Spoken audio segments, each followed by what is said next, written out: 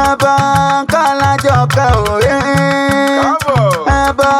kálájọ kẹ́ òye. àbíbá ní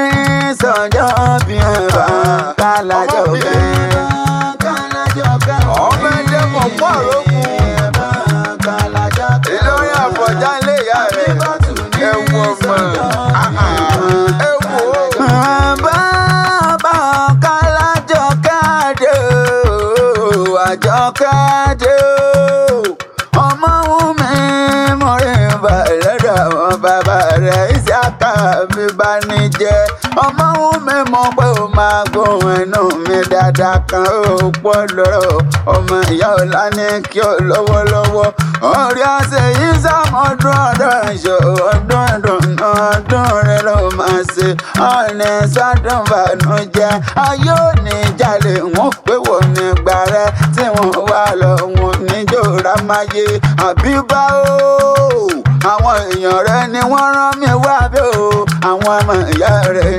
ni wọ́n rán wá kí ọ̀pọ̀ ọdún wọ́n pa kéré àgbáyé dákun bá ọkọ̀ Àjọkẹ́ Adé o Àjọkẹ́ Adé ṣèyàn gidi gan wọ́n pé kíkú má pa ọkàrùn má ṣe ọ okùn ọmọ ìyá tó sòyìnbó kò ní já láéláé ìlọ́wọ́ àdìlé àwọn bàbá rẹ̀ ọmọ ẹ̀dẹ́mọ̀ pàrọ̀gùn ọmọ ajílára ẹ̀ṣọ́ ọmọ ìdìbòjọ́ gbogbo dára bẹ́ẹ̀ pé ẹ̀dẹ́mọ̀ pọ̀ tìmí àgbálẹ̀ ọlọ́fà náà ọmọge tútù tí ò ṣe fi dáná ìtì ọ̀gẹ̀dẹ̀ tí ó wúlò láàrò tìmí àgbálẹ̀ àbájáde àjàgẹ̀mọ̀tẹ́rẹ̀ ilé ẹ̀dẹ̀ ọmọ ikú kéku onírun kò borí àsín ìràkèrà onírun kò borí kàmọ́dù ogun kòkò oníbò ẹ̀yìn lẹ́dẹ̀mọ̀ pò Àjọkẹ́ Adé o ọmọ Ìlọrin Àfọ̀njá ní ṣẹlẹ̀ ìyá rẹ̀ o Ìlọrin Àfọ̀njá ẹnudùn ìjòyè ti jẹmọ́ ilé wa ìfẹ́ afẹ́ràn jù tí Ìlọrin fẹ́ Kùránì ni wọ́n fi ń jogun àṣírí bíbò tẹ̀yìn Ìlọrin ló jẹ́ o ìlú tó jìnnà síná tó súnmọ́ lọ́jọ́ náà ni ọmọ Wùmí o Àjọkẹ́ Adé mi o àbíbá o ọmọ Ìsíákà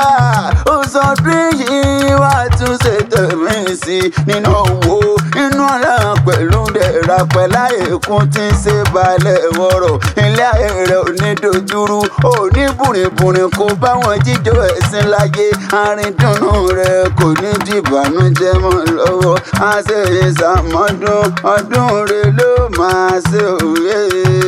mọ̀ pé tó bá nìkan ní kárí ẹ̀rìn ládẹ́kan o wá ti máa gbọ́ wá ti máa gbọ́ pálámì lẹ́kàn lèmi jẹ́ Ibrahim Idris Tara yẹn fẹ́ akẹ́rẹ́ àgbáyé